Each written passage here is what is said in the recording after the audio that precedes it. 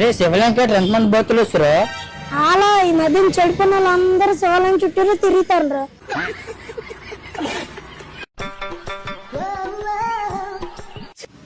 సూర్యుడు గుళ్ళెం గుళ్ళ అయినా చేస్తాడా?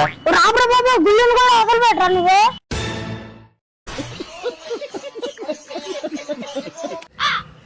ఏరా మీ పూజ ఇంకా అవలేదా? నువ్వు బెటరా రాబోకి వచ్చి లేకుండా పూజ చేసేస్తాను. సింబురు నీళ్ళు తీసుకెళ్లి శివలింగం మీద వేసి పాపలను దేవుడు కంటించేస్తాను.